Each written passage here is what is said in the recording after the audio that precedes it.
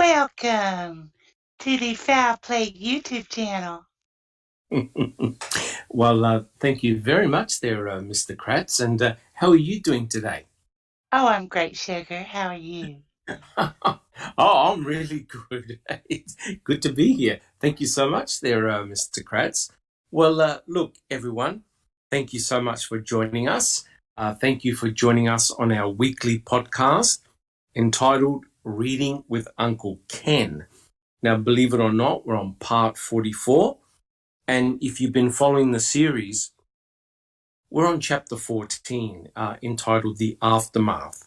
And I'm Dr. Silkman, and I'm from the Foul Play team. It's really good to be here. And look, thank you so much, guys, for joining the chat and the podcast. It's great that you're here to join us. Now, for anyone who's new, what our team does, in this particular podcast, we're reading excerpts from Mr. Kratz's book that he published several years ago. And I'm asking the panel a series of questions, and I'm getting their response. And the good thing is, guys, our podcast is extremely interactive. We welcome your input from chat. So if you've got any great questions, put them down, and we'll see what we can do in terms of answering your questions during the podcast. Well, look, guys, like always, if you like what we do, please subscribe. And apparently we have a new subscriber button, a new YouTube members button that you can join. I believe that there is a cost depending, and now correct me if I'm wrong, guys, there is a cost depending on what level you would like to join. And you get a specific emoji when you join as a member. And that's really a big thank you for us. And a big thank you to you guys as well for supporting us and what we do. I'd like to reassure you that any income that we make goes straight back to the Foul Play community. We use that money to, in part, to do FOIAs. We FOIA particular documents, recordings, etc., etc. We place them on our extensive website. And of course, it's available for everyone to go in there, read the documents, download them, and do your own research. So again, guys, thank you so much for all the new members who've joined in our YouTube channel. It's so much appreciated. And like I said, any income that is derived, we put that straight back to the Foul Play community. Now, I just want to state that joining is not a requirement. Okay? The important thing is we did a vote a couple of weeks ago, and the majority voted that they wanted a system like this. They wanted to be part of something, and we've now implemented it. And we thank each and every one of you for joining. That's fantastic. But if you decide not to join up with this membership scheme, I want to assure you that you're not going to miss out on anything. We do everything for free. Everything that we do, our podcasts, our presentations, they're available for everyone.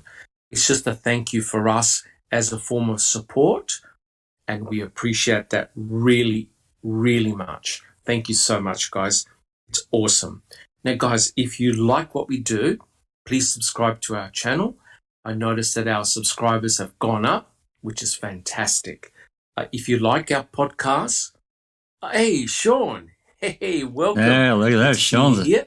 Sean. If you like what we do, please subscribe and leave your DNA on the thumbs up button, guys. And the important thing about our Foul Play team is we're very interactive, and we also take feedback.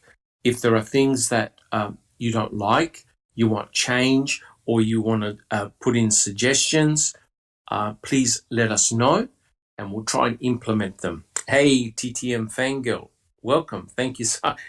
Foul Play obsessed? No. All right. Thank you so much. And also, I'd like to take a little bit of time just to let you guys know our thoughts and prayers are with Bibi at the moment and her family. BB is struggling a little bit, and all our thoughts and prayers are with BB and her family, and we hope she makes it through. You know, we all of us, unfortunately, go through challenging times, and it can be quite rough. But our thoughts and prayers are with BB. BB is a very important foundational member of Foul Play.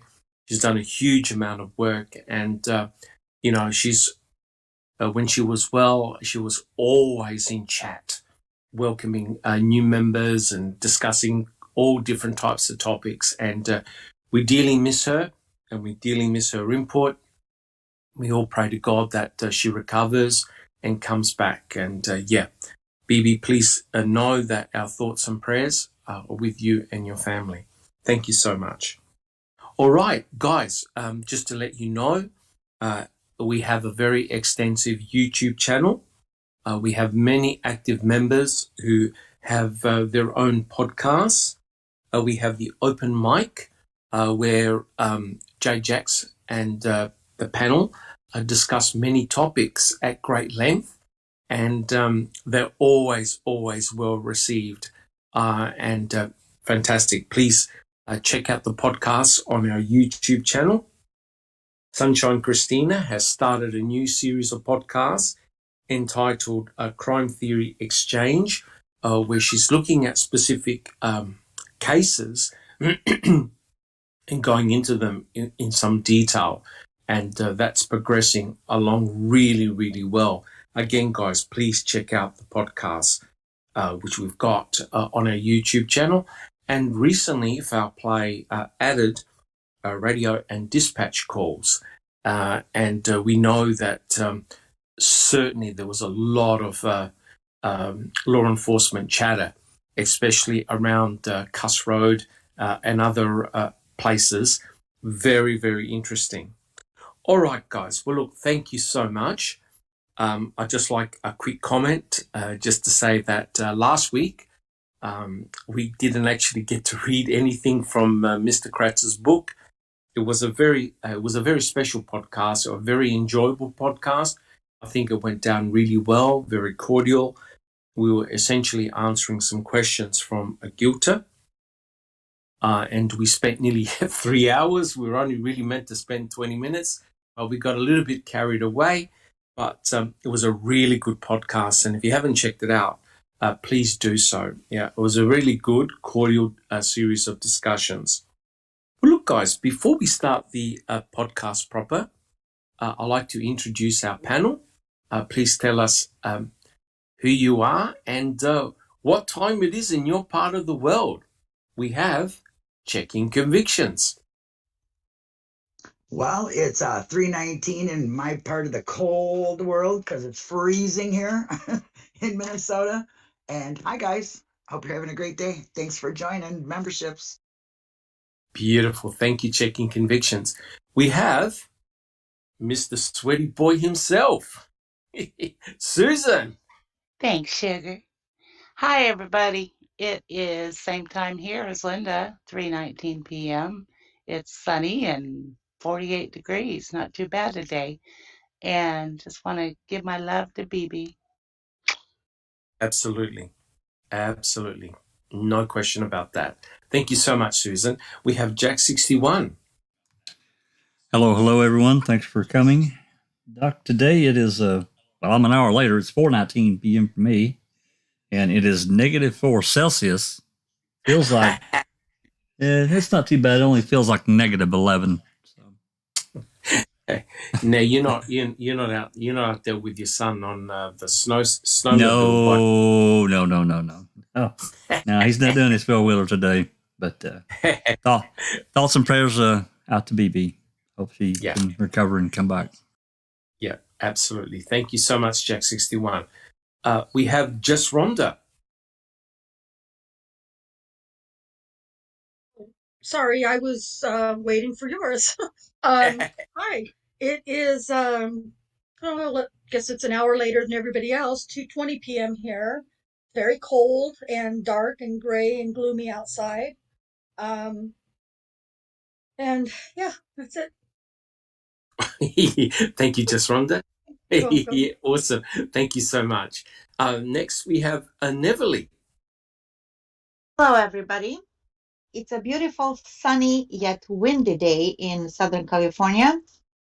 It's about 69 degrees, and I'm so happy to be here. Thank you very much for your generosity. Everybody that's in green in the chat means that they joined, and I'm looking for the join button, and I can't find it myself. So Jack is helping me with that. Yeah. Yeah, Are you on an iPad? I'm on the phone. Both. Oh, okay. I'll see what I can find. Yeah, awesome. Thank you. Thank you so much, Apple Neverly. phones are different. Okay. Oh, okay. So you might have I'm to go on thinking about DB, of course. Of course. Yeah. Thank you so much, Neverly. Much appreciated. Next, we have Zoe. Hi everyone.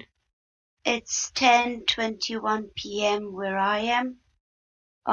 It's probably around 0 degrees Celsius, cold, dark, and a lot of humidity.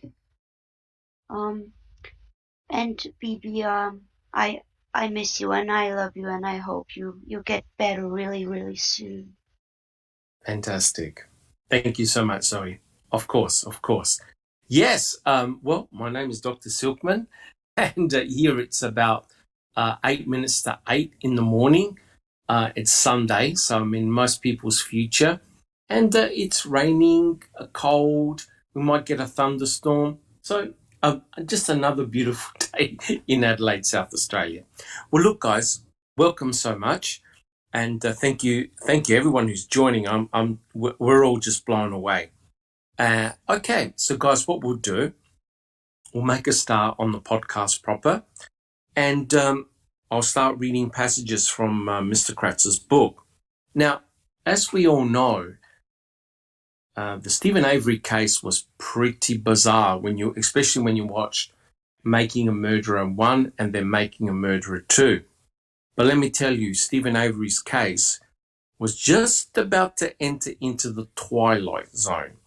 Just when you think nothing else could have gone on, it surely did. Now, what I want to do is I want to read a short little interlude. So I'm not going to ask any questions. I just want to put everyone in the picture so they know exactly what part of the chapter I'm coming from. Now, I found this completely bizarre. All right, guys, I quote, beginning 6 years after the trial, in January 2013, Stephen Avery and I exchanged a series of letters.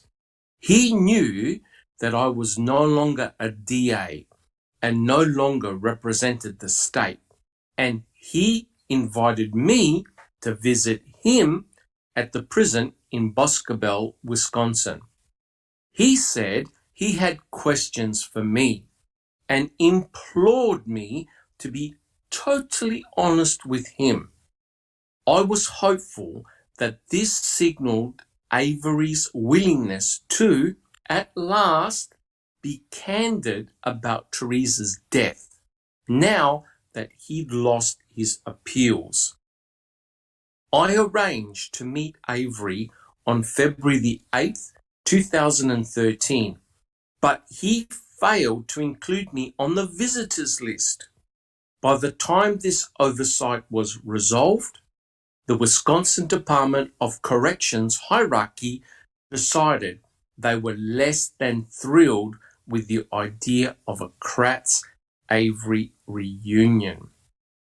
Oh boy. So, right, I mean, this case was just about to get really weird because apparently Stephen Avery had written to, believe it or not, Mr. Kratz himself, to get Mr. Kratz himself to help Stephen in his own case. And now, before I actually read the part I want to ask a question is, does anyone on the panel want to make a comment about that?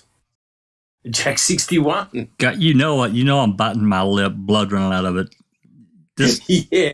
This freaking guy, Doc. I mean, can you think of a bigger conflict of interest than this right here? I I mean, we got some big ones in the case, but my God. I mean, it's just beyond the pale. And to me, this is all about, again, this is all about Kratz. It's not about Stephen. It's not about Teresa or the Hallbox or anyone. This is about Ken Kratz. Yes, unfortunately, you are correct. But, I mean, look, this case, the Stephen Avery case, is bizarre. There's no question about that. Oh, yeah. And the mere fact that there was any type of interaction between Stephen and the very person, the very prosecutor that put him in prison, guys, you must admit, that's pretty bizarre. Come on, Mr. Kratz. Susan, tell us all. Kratz being a lawyer, it seems to me like he really should have kept that information confidential. Yeah. But in his book, he's made it very, very public, and he actually even published Stephen's letter to Mr. Kratz. So which is very, very interesting. Oh, God, ego. Correct. Well, let me read out the passage. I'm going to ask the panel. I've got two questions, actually. I quote, on August the 28th, 2015, less than 4 months before Making a Murderer was released, Stephen Avery reached out to me for the final time, asking that I investigate possible fingerprint evidence from several new suspects, including members of his immediate family and a family friend, who might have been responsible for setting him up. Then I knew that Stephen Avery would never reveal what occurred on October 31st, 2005. He had no interest in coming clean. He would never say he did it. He would never say he was sorry. He kept trying to manipulate anyone and everyone who came into contact with him, anyone who might offer him a glimmer of hope for his freedom. I wrote and told him I was done with our correspondence. All right.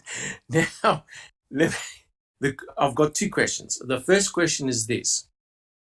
Why would Stephen Avery ever admit to having committed a crime he didn't do to Mr. Kratz? Who would like to answer that? Neverly. He wouldn't. He would never do that. He didn't do it in the first time in 1985 for that alleged rape and attempted murder. And Yes. he said it all these years, and it's been 15, 16 this time around, that he'll never do it, that he feels like he's a political prisoner, and he would never do that. The fact that Mr. Kratz, genetic garbage, said what he said in the book is called a projection. That's what narcissists do. So yes, that's kind of my humble opinion about that. But do you also think it was a bit of a power trip by Mr. Kratz? Just a tiny bit, right? Correct. Yeah. If we measure it in poundage, maybe whatever, 250 pounds of little ego trip. Yeah. Yes, correct. But it was a very, very interesting exchange how Stephen Avery was basically asking Mr. Kratz, well, I'm innocent. Can you please check such and such? Guys, anybody else got any comments? Jack 61.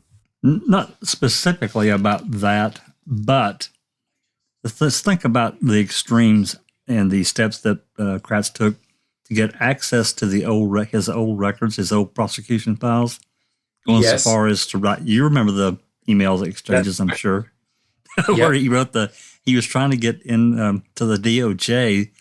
I'll bring my own printer. Don't worry about anything. Don't worry about anything. I'll print all this stuff out. I'll bring thumb drives so I can get stuff off there. And it was, again, this is all to benefit himself, no one else. That's 100% correct. 100% correct. I mean, look, the reality is he was part of the successful prosecution team that put both Stephen and Brendan behind bars, essentially for life. And, the mere fact that Mr. Kratz was even entertaining of contacting Stephen Avery. That is so bizarre. Jack 61. It's really bizarre. And for him to, I just see this massive conflict of interest in any shape, form, or fashion about what he did. And as I recall, he's the one that wrote Stephen first. He got in contact with him, basically saying, "Hey, you can tell your story to me if you really want to get it out there and get." Yeah. So Correct. Thank you, Jack 61. Just Rhonda. To kind of go on with what Jack said, Kratz wrote to Stephen first, and didn't he also tell him, "Look, I'm giving you an..." Oh, we've just sort of lost just Rhonda. We'll see if she comes back. Just Rhonda, you're back. Okay, that was weird. Been doing that a lot lately. It was Mr. Kratz. Yeah, but didn't he also say in that letter, "This is your one chance to come clean and tell the truth, and Essentially, you're not going to get another opportunity. I'm not giving you another opportunity." yes. In Mr. Kratz's book, he published Stephen's letter. I don't see any correspondence here from Mr. Kratz himself, but I'm sure those emails do exist. Yeah. So, here is a case. This is so bizarre. He's the lead special prosecutor. He put Stephen Avery in prison. Stephen Avery is in prison essentially for life. And now the mere factor that you've got some type of weird exchange between the prosecuting attorney and Stephen Avery is beyond the pale, in my opinion. Neverly, do you have a comment? With what Jack and Rhonda said, Kratz was basically egging Stephen on by saying, "You can, here's your chance, or this is your last chance. What kind of murderer are you?" Other murderers like to tell their story and to get all the attention, right? He was egging him on. Yeah. Correct. Yeah, it truly is disgusting. And my comment is this.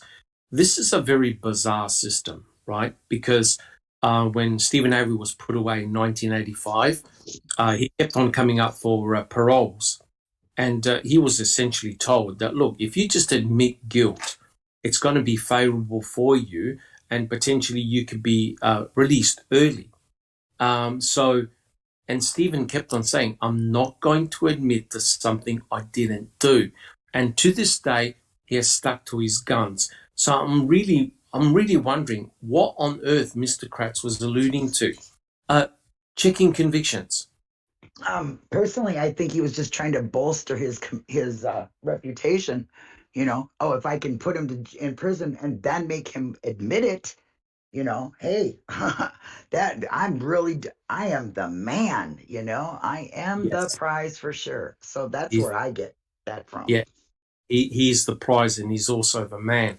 So it truly is bizarre. I mean, the whole this entire exchange is incredibly bizarre because, look, Stephen has never admitted to any form of wrongdoing. How did what entered Mr. Kratz's mind to think that Stephen Avery was all of a sudden going to confess to Mr. Kratz? When I remember, if you watched Making a Murderer #1, remember right at the end of the trial, when Judge Willis asked Stephen, "Look, do you have anything to say?" And I'm telling you, Stephen looked at the parents, right? Teresa's parents, and said, "I did not kill your daughter," right? He didn't walk away silent. He actually even said it. So what entered Mr. Kratz's mind to think that all of a sudden Stephen was going to confess, to any form of wrongdoing, especially since Stephen was asking for his help. This is obviously before Kathleen Zellner showed around, to say, "Hey, look, please check these fingerprints, or I suspect certain family members may have set me up." Truly bizarre. Do we have any other comments? All right. Has anyone ever heard of another case in which someone's in prison contacts the attorney that put him away for life? Has anyone ever heard of another? Checking convictions. No, but I would have to say Stephen's like the first for everything. First for 2 wrongful convictions, and then that would be a first that I've ever heard of. Correct. Yeah, truly, truly bizarre. All right, guys, if we don't have any more comments, I don't see really any questions so far. My other question to this passage is this. Why would Mr. Kratz ever be interested in corresponding with Stephen Avery? And was it only for self-serving purposes? Who would like to answer that one? Checking convictions.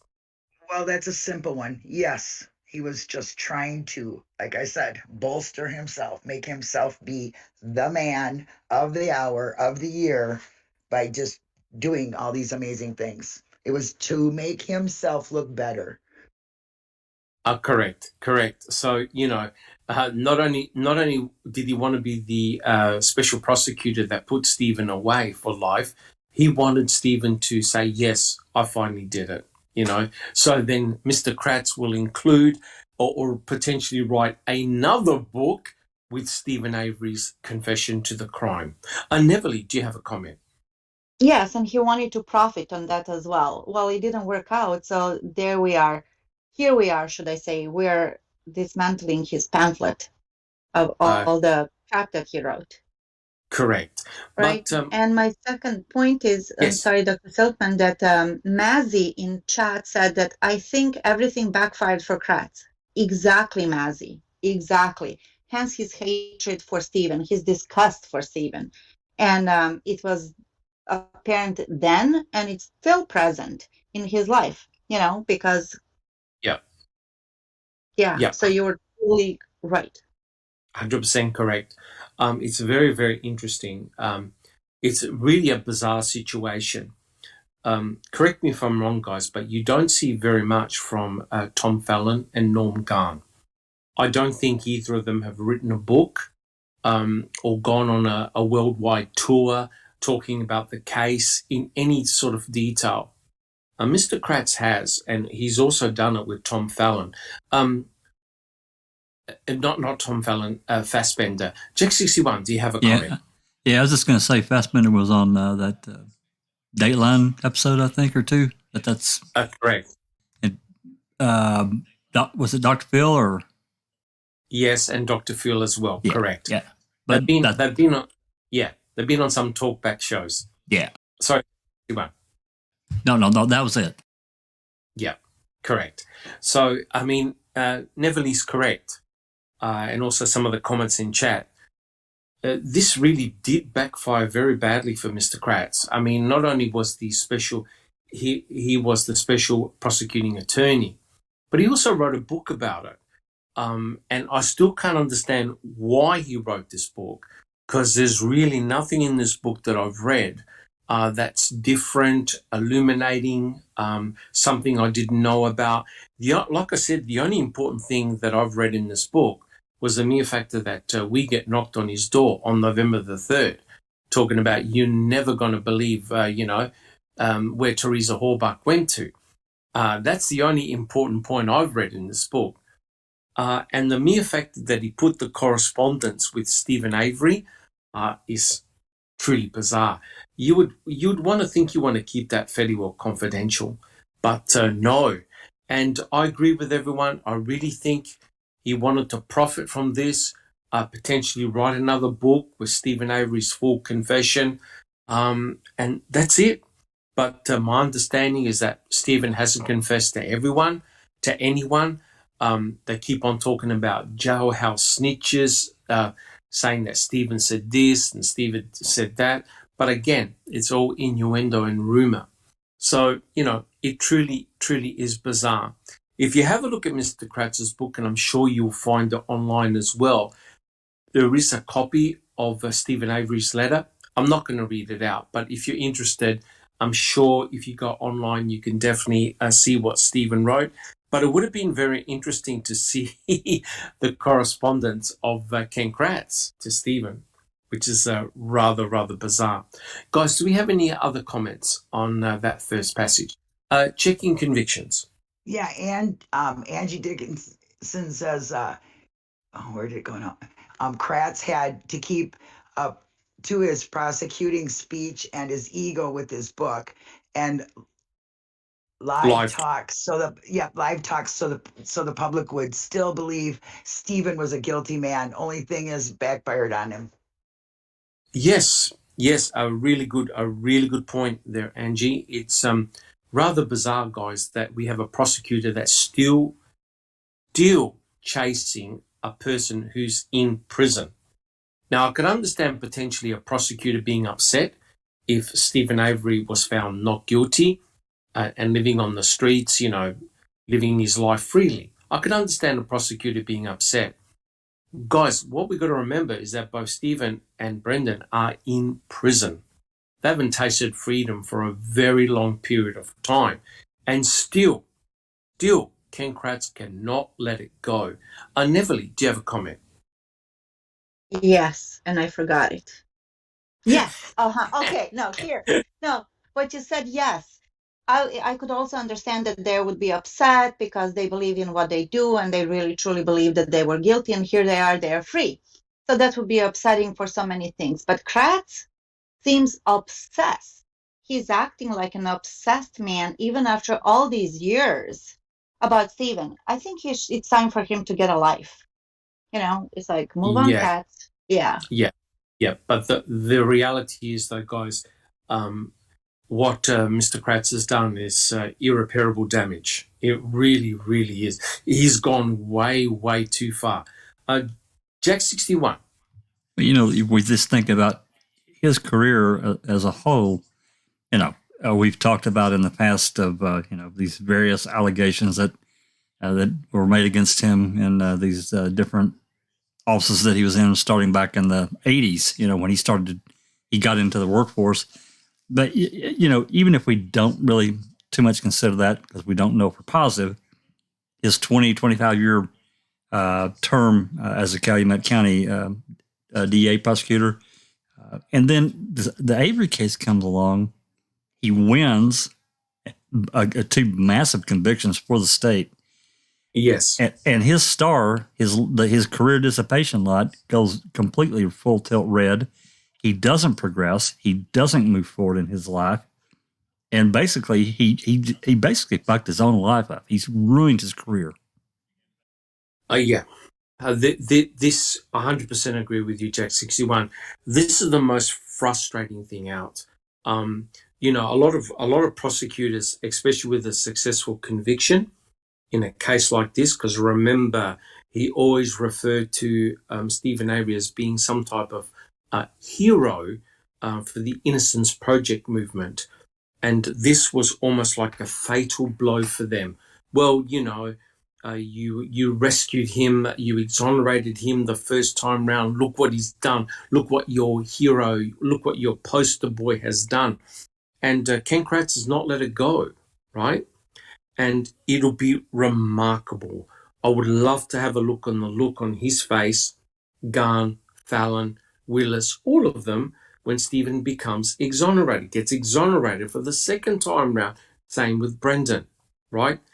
But we mustn't forget one thing. When Stephen was exonerated the first time round, panel, did the MTSO, Kaseric and Vogel say sorry to Stephen Avery? Oh, hell no. Oh, hell no. Never. No. Hell no. No apologies. Okay. And he was heartbroken over that. They didn't even say sorry, which is like the basic human thing to do. The basic. He was already out. They could save face by saying sorry, but nope, not then. Yep, correct. And Cush even said he still thought he was guilty. Or he wasn't so sure. Yeah. Correct. And this is the Couché, whatever his name is. Yep, Couché. And this is the bizarre thing, guys, because even when there was overwhelming evidence that Stephen Avery was not guilty for the sexual assault on Penny Bernstein, there are those members in law enforcement from the MTSO that still considered him to have been guilty. And this is the thing. This is the main problem. If you get put in prison, if you're wrongfully convicted, it really is a huge struggle to get free and released. And there's always suspicion. You know, the team that put you in prison the first time round always gives the impression, no, he's still guilty. He got it off on a technicality. So you can imagine, guys, that if Stephen and Brendan get exonerated, do you think anyone's going to say sorry to him again? Panel, I'm asking the panel. Do you think anyone's going to apologize? Not a chance in hell. There is not a chance in hell. And if Stephen and Brendan ever get released, I'm telling you right now, both of them need to wear body cams and get the hell out of Wisconsin. They'll claim a technicality. Yeah, they'll claim a technicality. Yeah. Correct. If you have a look at when the West Memphis 3 got released due to an Alford plea, you could tell that the DA and other law enforcement officers were clearly saying, no, these guys they took the Alford plea, but they're definitely guilty. The same thing happened to Sean Ellis in trial 4. You know, they give the impression that, no, he's still guilty. You know, he just got out because of some type of technicality. Guys, the bizarre thing is no one knows how to say, I'm sorry anymore. Susan, do you have a comment? No. Am I unmuted? Sorry.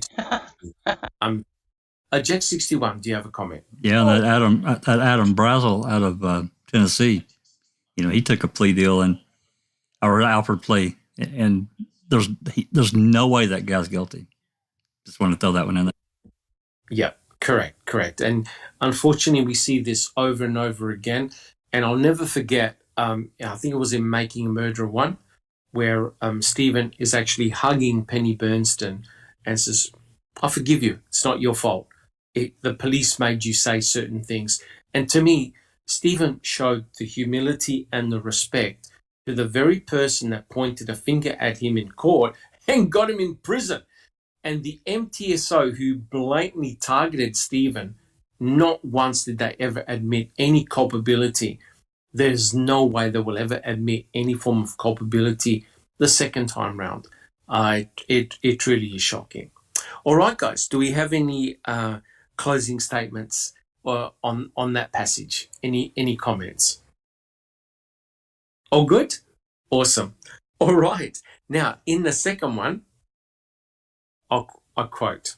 This one's a good one. I'm often asked how my community perceives me now. More than a year after Making a Murderer characterized me as a deceitful and unethical bum. So here's the question to the panel. Has anyone's opinions of Mr. Kratz changed? Is he still a deceitful and unethical bum? Checking convictions. Oh, I'm sorry. I accidentally unmuted, but no, the opinion is, I think, gotten worse, actually, maybe. Yeah. So you still believe he's a deceitful and unethical bum? Yes. Worse. Worse. Jack 61. Absolutely. And my opinion of him has not improved at all over time. It's gotten worse, actually. But Jack 61, he's written a book. He's bared his soul. Has your opinion of him changed? Well, no, because he did it for himself, to make money off of these cases after he, really just shit all over his own career. And because of, whatever, personal biases, I get it. People, they get hung up into different things and they fall off their career path. I get it. But, he had an opportunity to fix it. And instead of fixing it, he just made it even worse again. Yeah. And yeah. Yeah, that's basically it. Yeah, he's like a punch-drunk fighter, knocked to the ground and still gets back up and, bumbles his way through. He just can't, unfortunately, let it go. Any other comments, Jack 61? All good? Just Rhonda. Yes, my opinion of Ken Kratz has changed a great deal from what I saw in Ma'am, and Yes. that is that he is a far worse, horrible, horrific piece of shit than he was in Ma'am 1 and Ma'am 2. Well, tell us what you really think, just Ron. Correct. That's pretty much it. So you still think he's a deceitful and unethical bum, or I on the think he's worse? worse. He's far worse. Yes. Amazing. Thank you so much, just Rhonda. Yeah. What about you? What about you, Neverly? As it was mentioned, I think the more we read about this quote unquote book, the worse he comes off, because you see really the pathology behind all of this, and that will never change. In interviews, he called himself a narcissist and that he was a narcissist. There's no such thing. You either are or you're not, like being pregnant. You're either pregnant or you're not. So, Correct. Kratz, you're in denial, and that's the scary part, that he thinks that he's cured, but he's not. Also wanted to mention that Sean Maroney, or Wizard as we know him, Yes. said that Ken Kratz wanted to be the celebrity lawyer who delivered the confession from Steve, all wrapped up in a glossy, expensive book. Yeah. Couldn't be more right, Sean. Yeah, Yeah. 100%. 100% He correct. wants Sean. all the glory. Yes, and he thought he was going to get it easily, right? He thought he was going to get a nice, clean confession. That's precisely what he asked O'Kelly and Kaczynski to do with Brendan Dassey. A nice, clean confession written down on a piece of paper, presented to the judge, boom, case over. But it horribly backfired. Susan, do you have a comment? Yeah, I just have to say, I absolutely love the way he describes himself. It's just spot on. Every time he talks about what an asshole he is. Correct. In actual fact, this book has got so many gold nuggets and embedded confessions, because really, it's him that used the words deceitful and unethical bum, right? But Yes. he hasn't done anything to change that perception of him at all. Jack 61. Yeah, I meant to say this a minute ago, but our lovely Susan is also going through edition 1 and edition 2 and making a comparison. I'm really curious as to how far you've gotten with that project, Susan. I've been off it for a few days. I've gotten about, maybe a third of the way through, and I've found some interesting things. Yeah. But isn't it interesting that he would go back and make these edits, Doc, and everyone? Yeah. That he would go back and make these changes, because all he really was supposed to be doing was adding stuff about Brendan in addition to.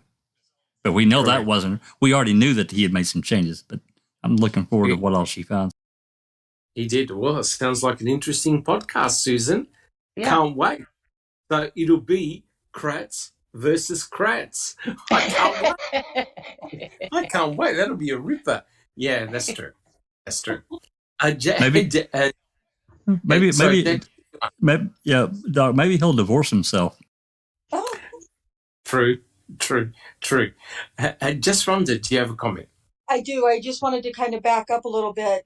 Jack's kind of riding Susan a little hard on, having not done any comparisons for the last few days, because Susan's been busy. She's been having a rough go of it the last few days. So back up off of her butt, Jack. Leave her alone. Hush, Rhonda. I'm telling Jack to leave you alone. He's riding on you. And he needs my lips are sealed. We can't have any fighting on the panel. We need a unified force to fight Mr. Kratz. Yeah. Checking convictions. Do you have a comment? I kind of lost what I was going to say there, but Kratz versus Kratz. Well, we might not want to announce that until just before we're going to be on, because I'm sure he'll show up to see what he does for himself. Correct. And I think really that'll be a very, very interesting podcast. And I reckon what we need to do is to do maybe even a PowerPoint presentation to compare both editions to see what he's left in and what he's taken out. So very, very, very, very interesting. All right, guys. So are there any additional comments? All right. Yes, there is. Yes. Rico Swanson says, LOL, are there really people who believe Stephen is innocent? Oh, no. Well, look, put it this way, Rico, we're here, we've got an open book, right? We try and cover everything, no matter where the chips may lie. Now, I'm sure most of the people on the panel, Stephen Avery isn't our hero, right? What we want to see is justice, right? A fair trial. Now, you can't honestly, if you see Making a Murderer 1 and 2, that's fine.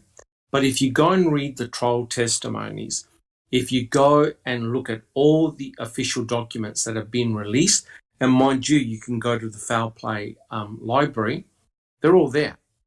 If after you've gone through all of that material, you still believe that Stephen Avery and also Brendan Dassey had received fair trials, then you're sadly deluded. It's as simple as that. The trials that both men received were very, very badly tainted, right? So Kathleen Zellner has hired a group of professionals, okay? If Kathleen Zellner had any doubt whatsoever in Stephen Avery's guilt, she would never take the case. She would have told him straight up front, right? Kathleen Zellner has got enough people that she can help to help to get exonerated. She hasn't got time to muck around of someone that she feels is guilty. I remember Kathleen Zellner said, you would have to be an idiot to hire me. Panel, is that correct? That's exactly what she said, correct? Absolutely. That's what she said. So, Indeed, and without doubt. That's right. She put it straight up front to Stephen. If my scientists point a finger towards your guilt, I will say it, right? So I say to Rico, if you have no problems with Stephen Avery's guilt, Brendan Dassey's guilt, hey, test the forensic evidence. Put Kathleen Zellner in front of a judge, right? That's all we're asking. Jack 61. You know, and it's for me. I guess being a U.S. citizen, it's more than that. It's about due process and how due process is actually supposed to work and how it did not work. It would, in many situations, in both cases, it wasn't even a consideration, and you can find that scattered from basically the beginning to the end. And that was a huge. It was actually the hugest problem I guess I had. I felt like immediately that after watching Ma'am 1 that Brendan really got screwed because Correct. He just didn't come across. I didn't get that kind of vibe from him whatsoever. I didn't know about Avery, didn't know who he was, But due process is supposed to protect the citizen, and I don't care who the citizen is. You could be a really bad person, break the law or whatever, but to get accused of something and tried for something that you didn't do, and the state make all these things that do all the things that they did that are contrary to normal procedure, you got a real problem, and it needs to be looked at. That's all I'm saying. Correct. And this applies not only to Stephen and Brendan, but to thousands of other prisoners or people who are in prison wrongfully convicted, right? And that's what we're here for. The Stephen Avery case has got a lot of stings to it because of what happened to him in the past. And as I've always said, to individuals like Rico, individuals like J.G. Hort, 87, and to all guilters, there's something really bizarre that has gone on here, right? Stephen Avery used proper legal means to set up his civil suit, okay? This wasn't just a random thing. He used proper attorneys and he went through proper legal channels in order to get justice for himself and justice for Penny Bernstein, right? Because we all know the story. Stephen Avery got placed in prison for 32 years, convicted in prison. Now, yes, he did pull a shotgun out on his cousin, and he definitely deserved to go to prison for that. But he was targeted for the sexual assault on Penny Bernstein, right? There's no doubt he was targeted. Gregory Allen, the person who actually did sexually assault Penny Bernstein, was free to continue his sick craft for an additional 10 years.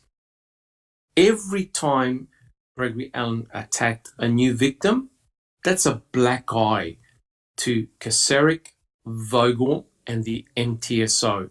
It's a stain on their reputation. Stephen Avery wanted justice for himself. He wanted those that put him in prison wrongfully to be properly punished. And he went through legal means, right? Perfectly through legal means. He had a $36 million civil suit, and Kaczmarek and Vogel were just about to be deposed. Now tell me, Rico, why would Stephen Avery even lay a finger on Teresa Halbach just before Kaczmarek and Vogel were just about to be deposed? And it looked so bad for the MTSO and these guys that Stephen Avery was likely going to win millions of dollars and have financial freedom for him, his family. And not only that, it would have destroyed the careers of those who wrongfully imprisoned him and allowed Gregory Allen freedom for 10 years on the streets. Rico, do you have an answer for that, or are you just going to spill your bullshit, right? Don't come in here, don't come in chat praying and preaching your crap if you're not going to answer questions. Because remember, the actions of law enforcement officers allowed a sexual predator 10 extra years to commit crimes. And I pray to God he never ever harmed a member of your family or your loved ones, right? This serial rapist should have been placed in prison in 1985, Rico, and Stephen Avery went through proper legal means to seek justice. Now, the only man in Wisconsin who had a civil suit against Kaczmarek, Vogel, and the MTSO ends up with a murder charge? Wow. Jack 61. Make some sense of this madness. Well, I can't because, Rico's made another comment that says, are you talking about when he was trying to force his female cousin into his car with a shotgun? And, we've all said he shouldn't have done it. It was a really stupid thing for him to do. And he should have paid, and he did pay the price for that. But that's not the entire issue, because it got tied to the Penny Bernstein thing. And my God, we can talk for hours about Gregory Allen and what Dennis Bogle and Tom Kaczmarek allowed to happen with that guy. Correct. So, look, there's no doubt what he did to his cousin was complete stupidity, and he deserved to go to prison for that. That's right. No one on this panel is defending what Stephen did. That's one thing, right? But to pin something on Stephen for something he didn't do, that's unforgivable. And when you think about it, the MTSO, Kaczmarek, Vogel, and advisors in his office, in their respective offices, have said to them, you've got the wrong guy. Now that is also unforgivable. Checking convictions. Yeah, I'd just like to say, Rico, you can really find the facts that you're lacking. It is very obvious, because I'm sure you're not trying to be rude. I do believe you believe these things, but it's all misinformation. You really need to know the information in order to have an opinion on it. And I invite you to foulplay.site to look at every single document where you will see what we are saying. So you don't think that we're just documentary armchair detectives or anything. We're not. We really have checked into this, and it would really be nice for you to know some facts. Yeah, correct. I mean, look, please, Rico. I mean, you're quite welcome in chat. You know, you're being civil at the moment, but please don't make vanilla, generic statements, okay, without backing it up. Because remember, even Mr. Kratz said the case against Stephen Avery was purely circumstantial, right? If you take away Brendan Dassey as a material witness, in fact, Brendan Dassey wasn't even called up in Stephen Avery's trial, right? It's purely circumstantial because no one saw Stephen Avery assault, attack, dismember, cremate Teresa Halbach.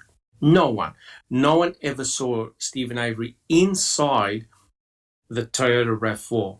Okay, it's purely circumstantial, right? So all of us, we want to know what the truth is. We believe he was set up. The state had a very, very powerful motive to do this, right? I hope you can see it. Just Rhonda, how are you going? Oh, well, Yes. I'm trying to catch a breath here. So only because. Oh no. Yeah, keep going. Only because Mr. Swanson said this in chat am I going to address it. Otherwise, I would leave Daniel out of this. But he made a comment in the very beginning about Kathleen Zellner dropping. He said Daniel's Holtzclaw's case, the serial rapist, because she was focusing on Avery's case. First of all, I got excited. Sorry. Some of my friends in chat told me to breathe, just relax. Correct. Because you don't want to come into this chat, even though it's about Stephen and Brendan, and talk shit about Daniel Holtzclaw either. Daniel Holtzclaw is number one, he's 100% innocent. Number two, yes, there is. Kathleen Zellner had other cases that she was already in the middle of working on, and Stephen's case was the biggest one when she took on Daniel's case. And because there's so much corruption in Daniel's case, she could not possibly take on Daniel's corrupt case as well as Stephen's corrupt case. So it's huge. It's huge. Mr. Swanson, if you really, really want to know truth, then we have some places that we can suggest to you to go for that truth, for Daniel and of course for Stephen and Brendan. But chat and making comments like that is not a safe place for that. I'm sorry. No, but you know, Rico, I don't know whether I don't know how to say this politely, but if you make a comment like this, did anyone see Gregory Allen rape Penny Bernstein? That to me indicates that you've got zero credibility for a start, and you know two things about the case. Fuck all. How can you possibly, Rico, how can you possibly make a statement, did anyone see Gregory Allen rape Penny Bernstein? Have you actually forgotten that they did a pubic hair combing of Penny Bernstein, and in that pubic hair combing was a pubic hair belonging to Gregory Allen?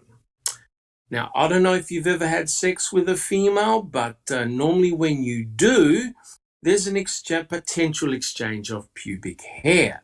So how can you come on to chat and to be taken seriously when you say, did anyone see Gregory Allen rape Penny Bernstein?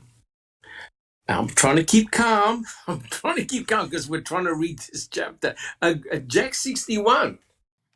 Well, I just have a couple of comments, and I'll keep them as brief as possible. Number one, Gregory Allen. Let's just talk about him just for a second. So Stephen gets arrested and accused and convicted of the rape against Penny Bernstein. Gregory Allen's going off on his merry way. Now, we've done Sunshine Christina has done a lot of research. I've done a fair amount myself on Gregory Allen. This Correct. guy is a monster. He is a monster.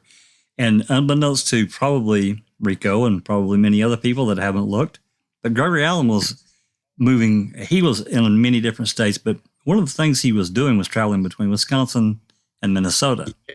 He rapes a woman. Correct. In 1991, he rapes a woman in Minnesota, gets away with it for at least a while. He beat the hell out of her. He raped her. But he left biological samples.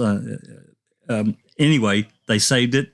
And in 1999, his DNA gets found because they found out that it was him. Now, they didn't do Correct. anything.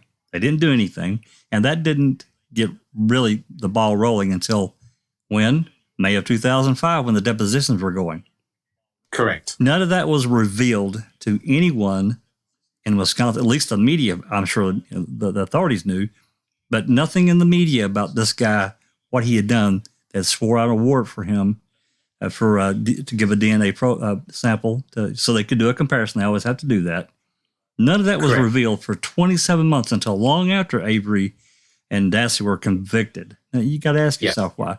Number two, and this is moving forward to the Avery case, the Halbach case. Yes. Please answer. I would like Rico to answer me the question.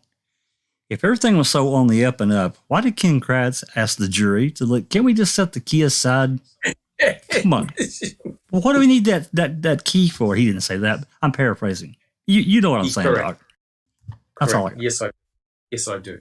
Well, all I must say is our podcast has suddenly lit up and everyone's steaming and but look, the factor is, Rico. Look, well, I understand you're a guilter, and I understand that you're asking predominantly vanilla questions. But Alice, do you have a comment first? Hi, Doc. Hi, everyone. Hi, Alice. everyone in chat, everyone in panel. Sorry I'm late, but by looking at the chat and what I'm hearing, thank God I'm late, or else I would probably have either a broken TV or a broken laptop by now. Or both. And what I've just came in on is that somebody actually in the chat has asked, did anybody see Gregory Allen raping Penny Bernstein? Are you fucking kidding me? Yeah. Did anybody see Stephen Avery do anything to Teresa Hallback? Did they fuck? Did anybody see Brendan Dassey do anything to Teresa Hallback? Did they fuck? So whoever it is that's in the chat that is saying that, you need to have a word with yourself and look in the fucking mirror. Correct. Unfortunately, Rico, you are the classic definition of a troll, right? You put out the smelly fish and hope you get a reaction. The problem is you've picked the wrong panel to do it. It's as simple as that. Now, there is one thing I do want to answer from Rico, and I have a feeling I know who Rico is. The question he asked was, who tested that pube for DNA? Is it someone whose work you trust? Oh, that's a classic troll bait, that one. I don't trust Cherie Cohen. Let's put that out there. I do not trust Cherie Cohen. But Rico, if you believe that Cherie Cohen actually exonerated Stephen Avery, you're wrong, my friend. Cherie Cohen did the DNA test under a court order. And if you've actually read the court order by Judge Hazelwood, it said, if for any reason you do not get a result, the material has to go to another laboratory, which means that if Cohen didn't get a DNA result on the pubic hair, the material had to go to another independent laboratory. So Cherie Cohen had no choice. She either could have been a hero, the MTSO, Kaseric and everyone, to say, hey, look, that pubic hair came back as Stephen Avery. He did sexually assault Penny Bernstein. We all can relax. You're staying in prison for another 32 years, blah, blah, blah. Shariko Hain, she never got the result. The computer did. That's beyond her control. And let me tell you right now, Rico, she did the DNA test twice to confirm the result. So it's not because I don't trust her. If she never got a DNA result, an independent laboratory would have done the analysis. So it was not, nothing to do with Shariko Hain. In actual fact, Shariko Hain should have excused herself from even testing the pubic hair because Shariko Hain was responsible for putting Stephen in prison in 1985 using bullshit hair evidence, right? So, Rico, don't make primary school mistakes like that because it means you don't know the case. Checking convictions. Yeah, I think he should just be gone because he's just continually regurgitating and saying the same thing, saying that Brendan was beat. I mean, just false lies, trying to destroy us, distract us. So bye-bye, Rico. Find another chat. Yes, I mean, there's trolls and then there's trolls. But the thing is, if you don't know the case, if you don't know the fundamentals of the case, basically what you're doing, Rico, is you're embarrassing yourself. Furthermore, if you represent guilters, you're making them look really bad. And I'm sorry, but, you're quite welcome to come into Discord. You're quite welcome to present your case. But by God, if you haven't done your homework, you're going to get eaten up and spat out. All right, guys. I promise we're going to have a nice, clean podcast. But, guys, do we have any comments? Just Rhonda, are you okay? Just Rhonda. I was just going to say, I'm not allowed to comment, so no, I don't have any comments. Okay. He needs to, bye-bye, he's gone. Okay. Yeah, I mean, you got to be civil, guys. And you got to be careful about making blank statement about people, right? Because individuals get exonerated all the time. And the people that put these people in prison have to eat humble pie. Someone like Ken Kratz continuously attacks Stephen, not so much Brendan, because there's no forensic evidence against Brendan, but for some unknown reason, Ken Kratz has to keep on attacking the poster boy for the Innocence Project, as what Ken Kratz calls him. Jack 61. I think that was very representative of what just happened with how a lot of people, I'm a Reddit person, and those of us that go to Reddit, these are the kinds of arguments that you get into with various guilters. Some of them are very intelligent about the case, some of them are not, and there's never been, I don't know of any at any point in time that there's ever been a decent exchange with anyone that's a hardline guilter. They're not willing to look beyond what happened in between 2005 2007 when the trial ended. That's all they're interested in. Anything beyond that, it didn't matter. It doesn't matter. And I think that's a real disservice to not only themselves but to the criminal justice system as a whole. Correct. Okay, guys. Well, look, let's try and refocus our podcast, or we're never going to finish this book. All right. I quote, which is rather interesting because the next quote is this. Avery's new attorney, Kathleen Zellner, promised to identify the real killer within 30 days of accepting the post-conviction case in January 2016. This book is being completed in the fall of 2016, and I'm still waiting to hear who that mystery culprit was. Okay, and the question is this to the panel.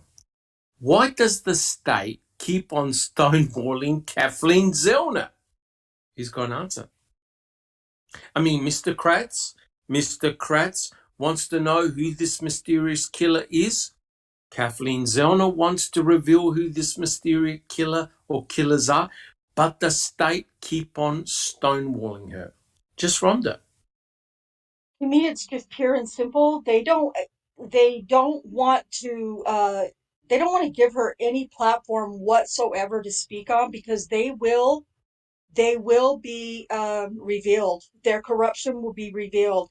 If there was nothing that they had done wrong, corrupt, incorrect, mistakes, whatever you want to call it, they would be inviting her to come on and show them the information that she has.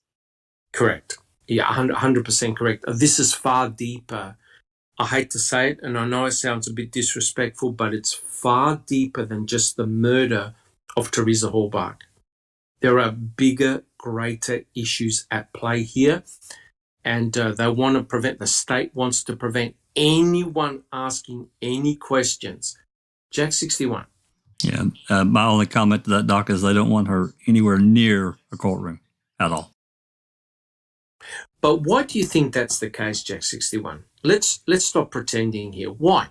Why? Because I think that between what she's revealed and the experts that she's hired has revealed, I think that it will show some really serious flaws that happened within the original investigation and trial, things that the jury was never allowed to see or hear. Plus the forensics. My God, what a train wreck! Getting access to the RAB, I think, is a really she really needs that if it's still intact. Which, if I'm honest, I'm not entirely sure that I believe that it is. She says it is. That's what she's been told. But I just think that there's too many avenues that things could really come off the rails for the state, and hence, it would only really take one real hiccup to cause them real problems for Stephen and Brendan's convictions. So correct. I think there are wider issues here. And before I put on Neverly, look what happened. As an example, look what happened at Trial 4. Look what happened at Trial 4. Scapicchio uncovered a massive degree of corruption in the Boston police force. Huge. And it took years and years of investigation in order to do it, right? But Kathleen Zellner, I don't think, is approaching that avenue or angle. The state are terrified that she may open up a door that no one wants to go to. Because remember, a lot of weird deaths, disappearances, hit and runs occurred under the watchful eye of Kacerik and Vogel, right? Ricky Hochschlatter, right? Just to name a name, right? There's a lot of potential cases that could be reopened up and reinvestigated. There's no way the state of Wisconsin wants anything to do with that. Neverly. Yes, I was going to say the same thing, Dr. Silkman. This Stevens case is not an isolated case of corruption in Wisconsin, not just in the United States or in the world, but in Wisconsin. This is what happened to him for the second time around. And then, as you mentioned, there were other cases that were shady AF involving the same players. Same players, correct. Yes. The same. And from the chat, Andrew Dickinson says they are stonewalling her because the state will be crumbled. Mazzy said they want to discredit KZ at every turn. Anthony Hill says state is scared. Look at the fight to overturn Duffin's ruling in Brendan Dassey's case, right? Yeah. Yeah, so it's more than Stevens' case. Yeah, it's general corruption. And if I could just put the point, Anthony Hill's made a really, really good point. Do a snap audit on the state's crime lab. You betcha. You got it. You absolutely got it. And we all know in the Stephen Avery case, all the forensic evidence ran through the hands of one person and one person only, Cherie Culhane. And Cherie Culhane She was present in 1985, and through her botched, rubbish hair evidence, it went a long way to put Stephen behind bars, right? Through the use of hair analysis, not DNA analysis, hair analysis. Cherie Cohen was also responsible for Stephen's exoneration. She did the test, Steve got exonerated, and Cherie Cohen volunteered to be the lead DNA tech in the 2005 murder investigation of Teresa Halbach. She volunteered, which meant all the swabbing of the RAV4, the Pontiac Grand Dam, and other evidence was done and handled by Cherie Cohen. Now, talk about a conflict of interest. So Anthony Hill, he hit the nail on the head. The state crime lab will also be investigated. And Jerome Buting wrote an article in which a laboratory tech, no names were given, had to be suspended for a couple of days because the individual was drunk, intoxicated at work, and this happened to be during the Stephen Avery trial. I wonder who that could have been, right? So, yeah, a thorough examination of the crime lab will be very interesting. And yeah, I just have to ask Jack 61 about the two lab techs who were doing the drug analysis, in which 10,000 ACEs had to be thrown out. Remember Jack 61? How to fix a drug scandal. Correct. So if you guys think that shit like that doesn't happen in the crime lab, you're sorely mistaken. Okay, it can happen, and there's no way Wisconsin wants to open that door. Checking convictions. Mystical Jinx says they did an audit, and she thinks you can find it on the Jury Buting Law Firm website. Oh, yes. Awesome. Thank you so much, Mystic Jinx. Jack 61. You know, talking about just briefly about the Wisconsin Crime Lab and things throughout the years, we've all talked about, I guess most know about the Bennett case. I think it was the Bennett case. Nonetheless, what they did, they changed the protocol for like a week so that these lab techs could testify to a certain way. After the trial was over, they changed it back. They changed the protocol. And that is complete horseshit. I'm sorry. How do you justify that? Correct. You can't. And don't forget, Cherie Cohen did the same thing when it came to Ida Maffel. So these guys have protocols in place. They break their own protocols. They try and justify their protocols in trial, which is completely mind-blowing. But it happened. All right, guys, do we have any additional comments? We're all good? Okay, so let's continue. I quote, "I'm remembered not as the former Calumet County District Attorney or even as the Avery Special Prosecutor, but as the public official who sent sexually suggestive text messages to a bruised and battered crime victim. That, not the prosecution of Stephen Avery, is what has prevented me from living a life free of shame and regret." Now, I still can't believe this, but here's the question to the panel. Why are so many people highly critical in the way Mr. Kratz prosecuted Stephen and Brendan? And why does he continually involve himself in the cases? So, guys, who would like to answer that one? Do we have to feel sorry for Mr. Kratz because his career went down the S-bend because of his serial sexting? Jack 61. Because he made everything about him. The case was about Teresa and what happened to her and how the state or how investigators gathered and presented evidence to Kratz. But again, he made this about him.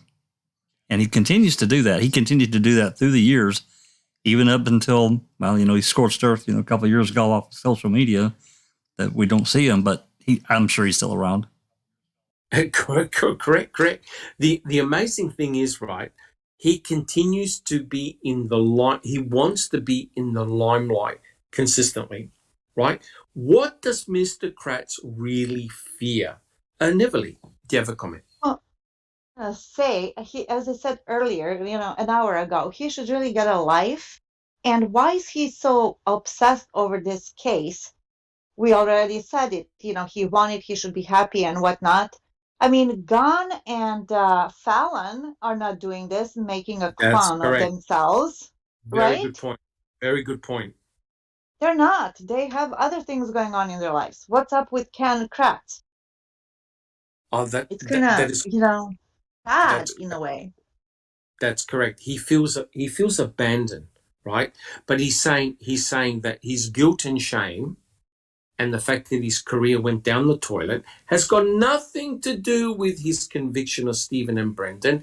It had everything to do with his serial sexting, which he tried to hide and make sure it never got public. Never. As suspicious as the nun doing squats in the field of cucumbers, right? So, You want to repeat that again, Neverly? What was that? okay. What was that? As suspicious as nuns doing squats in a cucumber field. So, can we get that on a t-shirt? We'll have to get that on a t-shirt. Yes. Oh my God. Yes. Any other comments there, Neverly? No. I think that covers it. I think that does cover it as a very Alice. Yeah, Kratz thought that this case was going to be his ultimate top. And I mean, this is my opinion. He thought that this case was going to get him the praises, the accolades, the awards, everything. And it got him the opposite. So to keep himself relevant, he has to keep himself in the limelight, i.e. turning up at making press conferences, turning up at Brendan's I'm sure it was one of Brendan's trial, and I'm sure somebody will correct me if I'm wrong. No, that's correct. He turned up at Brendan's trial when he had nothing to do with the case and made a bloody press conference. That's correct. He tried to promote Even Kathleen Zellner walked out of that court and was like, what is he all about? You know? Yeah. So he thought that this was going to get him all the accolades, awards, and notorieties and everything like that. And it was the complete opposite. It had nothing to do with sexting or anything like that. Because as you said, Doc, he wanted to keep that out of the limelight. He didn't want that being public because he thought he'd done well on the Stephen and Brendan case. But since everything else has came out, and I think since he put that video out and it shows you Stephen and Jerry from a ceiling view, he's been given a gag order and been told either shut up or you're going down for it. And that's the reason why they're not going to let Kathleen get into court. Because she will rip them apart. She will rip the evidence apart, and people will see that there is nothing to this case but the vile and the putridness coming for these prosecutors and other lawyers like Gann and stuff like that. Correct. There's just something crazy. How I think that you can see it's pervasive throughout this entire book. Ken Kratz hated the fact that Stephen Avery had become this a center of attention. He was garnishing all the attention. They named a bill after him. He was shaking hands with politicians. He was shaking hands with high society in Wisconsin. This deeply disturbed Mr. Kratz, and he attacked Stephen from the get-go. Susan, do you have a comment? Yeah, the way that Kratz said the riskier, the better. I think that possibly he actually got off on getting caught, and he loves to talk about it. Correct. That's 100% correct. It's he's got a very bizarre personality. In fact, a very dangerous cocktail of personality elements. He should have never been in court at all, especially a case like this, where he tried to put it as a sexually motivated case. Considering all his addictions, he should have been nowhere near that trial. Neverly, do you have a comment? Yeah, no, that's typical for narcissists. They like the thrill. They love the adrenaline rush. They like all of that. They just are wired that way. Or, I personally believe that that could be also from childhood traumas. Not that I'm a psychiatrist or psychologist or anything, but that's very, very common for narcissists. They're thrill seekers. And there's like a little chip missing, between the thought and the action. There's no like a little pause button, to think things through. They just act on things. They don't think of the consequences. They don't care about. Correct. Yes. The attitude. The attitude is very much, I can always ask for forgiveness, but I can't ask for permission. So in other words, they'll go ahead, do all sorts of crazy shit, and then beg for forgiveness. The problem is society and his fellow attorneys and the people in the legal profession have not forgiven him. They have abandoned him because they've all placed them in the one rotten basket. So they've abandoned him. Guys, do we have any other comments? All right, which is very interesting because the next comment I quote, most of my former friends and colleagues from before the scandal never contact me. They don't invite me to get-togethers or training conferences or send well wishes via email or social media. I remain a pariah in most professional circles and likely will indefinitely. Right. So here's a question to the panel. Who agrees that Mr. Kratz has no one else to blame but himself? Jack 61. God, where do I start? And this is the thing. I've said it before. All of us have. I think that he was used for these trials and these actions that were taken, in for the state. But I think his masters and superiors also knew that he had to be held at arm's length because of who he was. They had to know him. They had to. He'd been there too long.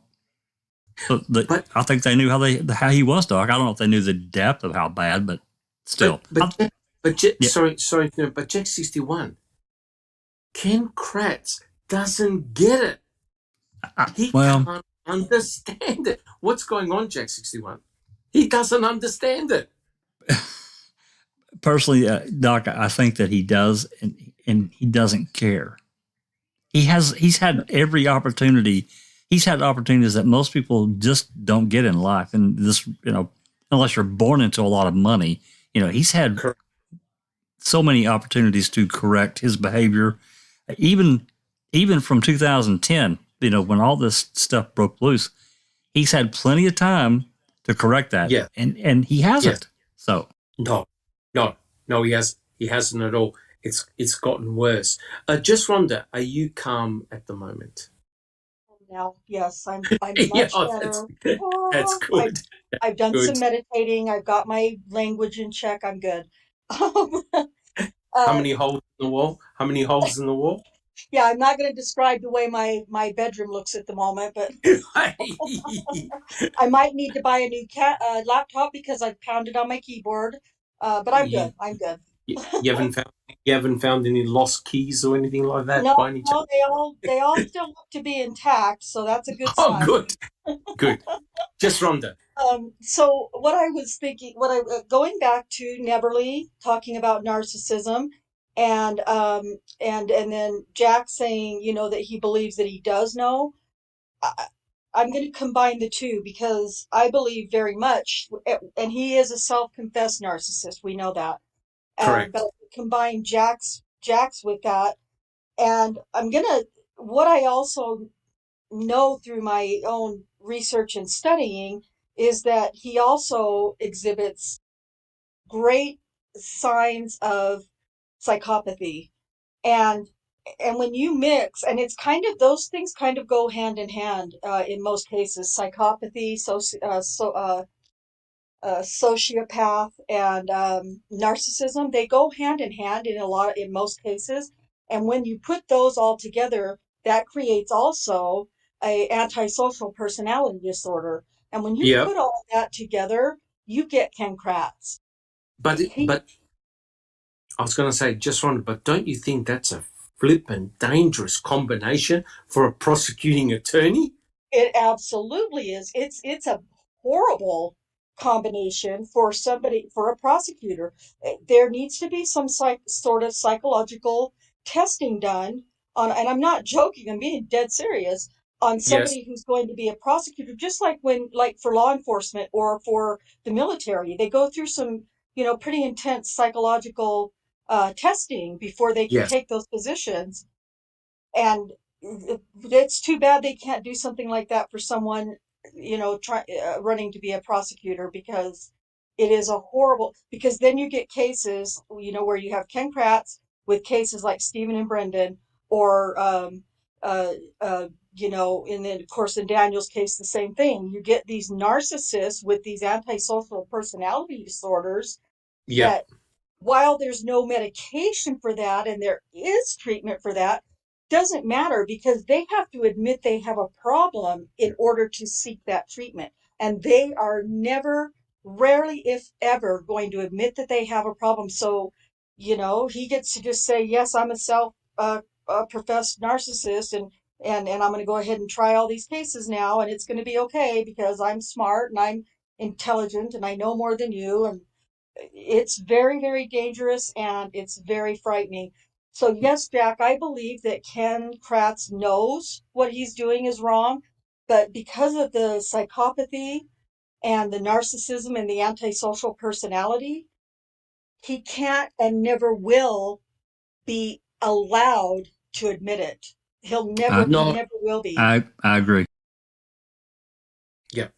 100%. And just Rhonda, just before we put on Neverly, he's admitted this in his book. Right. He went Yes. to apparently seek help for all of his addictions, right? But I don't trust him as far as I could throw him, No. right? Because he keeps on dropping hints, subtle hints in his books and in his passages. Right. For some unknown reason, um, for him, Stephen Avery is the devil.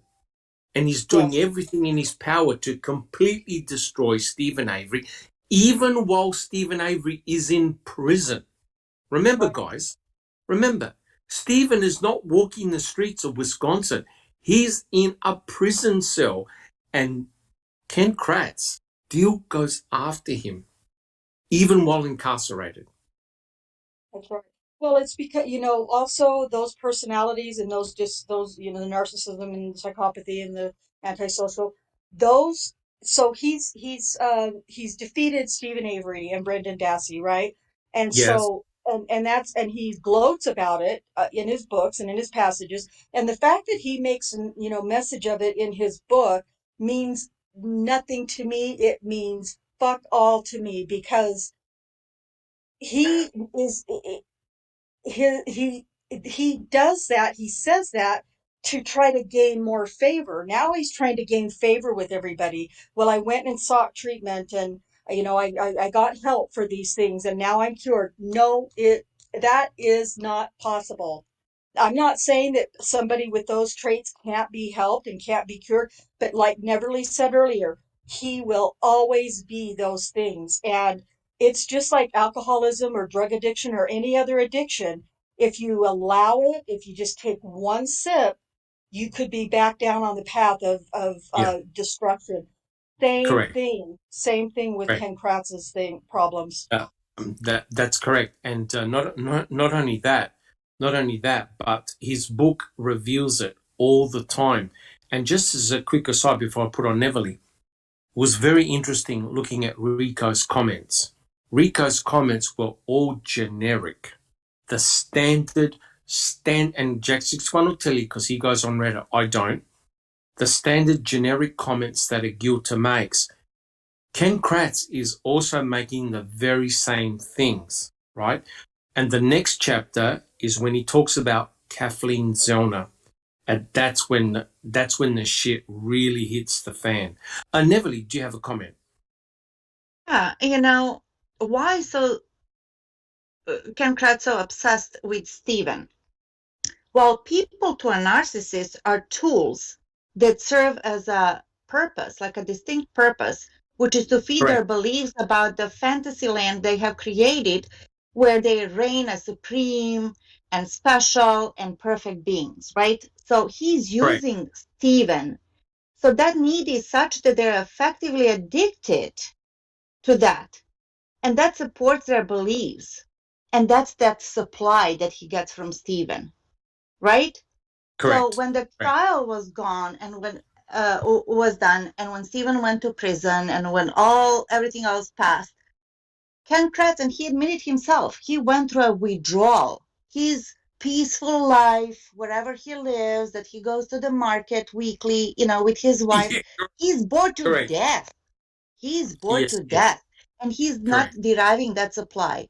And the supply that he's deriving is just proving you that you are wrong and that he is right. So he'll stop at anything. He'll stop at nothing to prove you that he is right. And that's that thrill again. It's a game, it's a challenge, and that's what they do. And that narcissistic and narcissist's addiction is the dependence on this external reinforcement, that they're like self-beliefs are based in fact in order to keep knowledge of their true selves at bay. Ken Kratz does not want, even when he said, yeah, I was diagnosed as a narcissist and blah, blah, sex addict, that's just scratching the surface. Yep. And that's that false, humbling statement that he pretty much, rehearsed. Yes. And it's just also false. And then we have Kathleen Zellner, who said that it will be pleasure to unmask Mr. Kratz.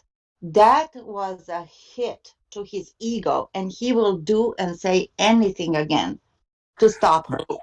Well, the thing is that Kathleen Zellner hired a law professor, to actually go through Mr. Kratz's performance during the trial, and after the trial, everything. This professor, and there was a Powder Puff episode done, a really brilliant Powder Puff episode on this presentation, where this law professor absolutely took Mr. Kratz apart. And what did Kathleen Zellner say during Making a Murderer? I can't wait to unmask Kratz. And that's a very powerful statement, which means that the whole thing is a farce. It's like a pantomime with Mr. Kratz putting on a show, right? And someone like Kathleen Zellner has seen through that bullshit, right? And Ken Kratz is devastated that he never got the kudos and accolades for remember what Willis said, Judge Willis? You're the most dangerous person that's ever walked in this courtroom, right? When he said that to Stephen Avery. I really think he was talking about Ken Kratz, right? I don't think he was talking about Stephen. He was talking about Ken Kratz because Mr. Kratz manipulated everyone, including the judge, right? Including the judge. And so he can't understand. This is it. Mr. Kratz can't understand why people aren't bowing down to their knees and throwing flowers at Mr. Kratz and showering him with gifts and money and positions of power, because he put two dangerous criminals in prison. He can't understand why people have turned against him. So now he writes a book, and it's actually made it worse, not better for him, right? And so he's in a terrible conundrum. He cannot work it out. But the biggest problem with Kratz is Kratz himself. That's the problem. And let me read you the next passage, because it is a perfect segue. Oh, first of all, I'd like to read out Sean Moroney's comment, the Gov's comment. I quote, "I think KK's problem with Steve is that Steve has truth on his side and Ken feels threatened by this." Perfect. 100% correct. What do you reckon, guys? Who agrees with that statement by Sean? 100% correct. Totally. Absolutely. Totally agree. Yep. Absolutely spot on. Yeah, Correct. right on. Yep. And that's why the state don't want Kathleen Zellner to be in front of a judge, because it will all come out. All right, let's continue. I quote, "I enjoyed the peace that comes with no longer needing to worry about who I've lied to or cheated on or screwed over recently. I don't use prescription drugs, nor feel the urge to anymore. I continue to reach out to my sex addiction treatment, alums, as needed to ensure that my addictive personality remains dormant. I like who I've become and am proud to have faced my personal and professional crises head on. I'm not making excuses." And the question to my panel is, anyone trust that Mr. Kratz is a reformed citizen? Why or why not? Mr. Mr. Kratz, Susan. Well, hell no. I don't believe that. Can you expand your answer there, Mr. Kratz? Bullshit. I just don't think like was it Neverly saying that it's not something you get over, it's something you always are. But it's imprinted. It's imprinted in his DNA. But he's asking us to trust him. He's a man. Yeah. Never. I would trust that man as far as I could throw him. Thank you very much, Susan. Alice.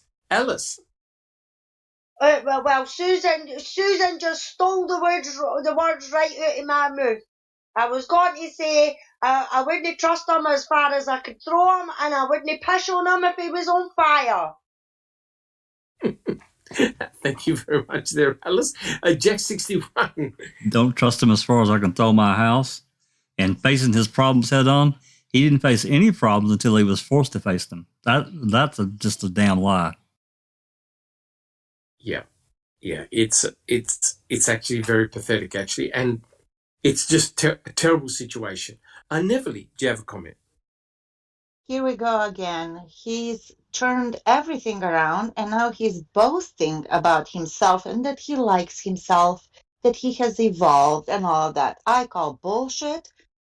Anybody with any sense of reality will call bullshit on this one. And, that's what he does. Kratz does what he does, which is lies. He's a pathological liar, which goes hand in hand with narcissism. He said it himself. I'm not saying he is. Yeah. I agree with him for once. So, those people you just cannot trust. And maybe it sounds good, Mr. Kratz, but we all know that that's not true. And that's his MO. It sounds good, but it's bullshit. Just Correct. like the narrative. Yeah. Correct. And he's done a phenomenal amount of damage as well. And let's face it, Dennis Vogel never got punished for what he did, right? Tom Kacerik never got punished for what he did, right? They got no spotlights put on them. But Ken Kratz, the spotlight got put on him. And it was all due to Ken Kratz himself right? No one can blame Stephen Avery or Brendan Dassey to what Ken Kratz did to himself, right? The only person that he can blame is no one but himself. And he continues to get himself in hot water all the time by having a social media presence because he's trying to justify what he did in court, right? He's been criticized from top to bottom. Whereas you guys are correct. Fallon and Gunn are smarter. They've kept away from the limelight. They've distanced themselves from Mr. Kratz. Otherwise, those two are going to get to hear that as well. All right, guys. Well, look, I'm just keeping an eye on the time. We've gone for several hours now. There are 2 more questions to this chapter, but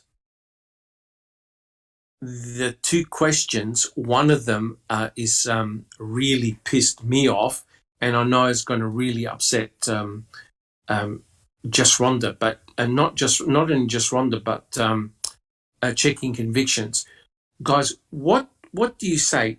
Do we finish the podcast now, or do we do the last 2 questions? What would you like to do? I'm good to keep on going, but that's just me. Me too. Keep on We going. keep on going? Yep, All right. keep Give it to going. us. Yep.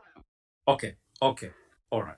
We've got a lot of people in chat as well, so I'll keep on going. But all right. Now, I want to warn everyone, if you haven't been pissed off before, the next comment he makes is really going to make you jump off a building. I'll quote, "There may need to be future discussions of Brendan Dassey's saga, given the number of unresolved issues surrounding his case, many raised in the federal district court decision."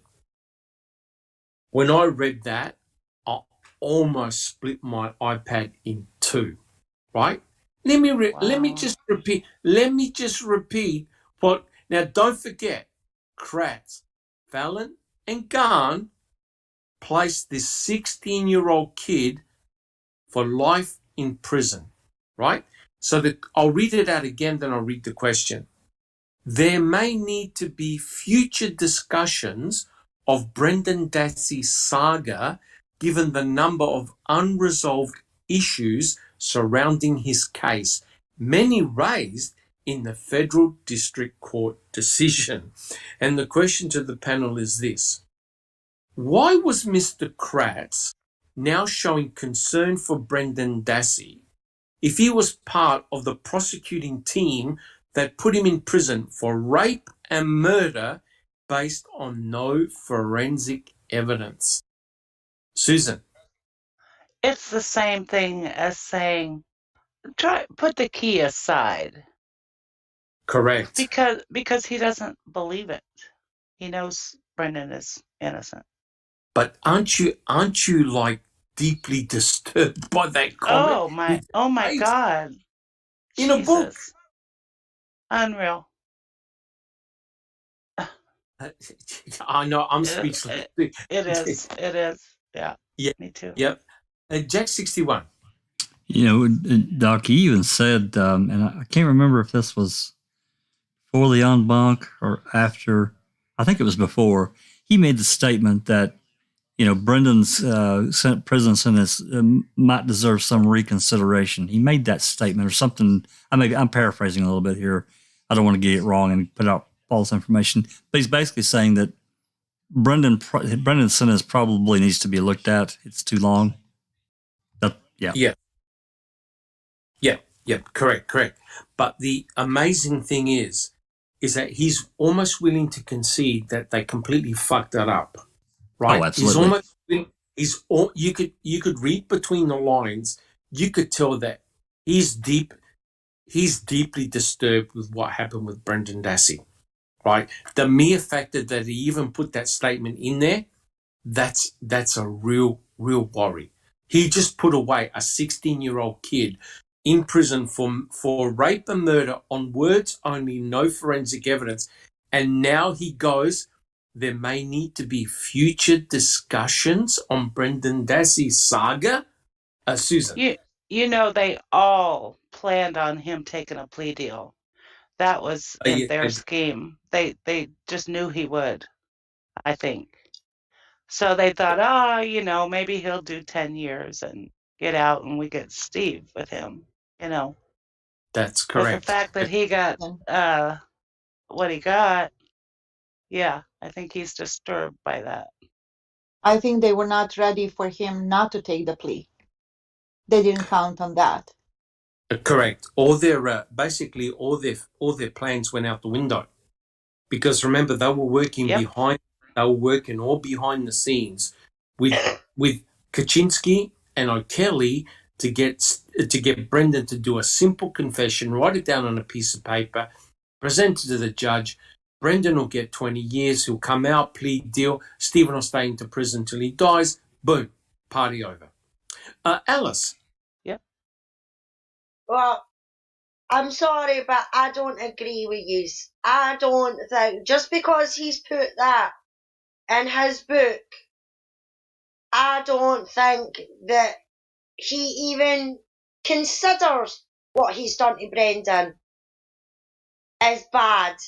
Because just think of the brownie points he could have got. I mean, how long's Brendan been in the jail now? You know what I mean? Since he was 16-year-old. And then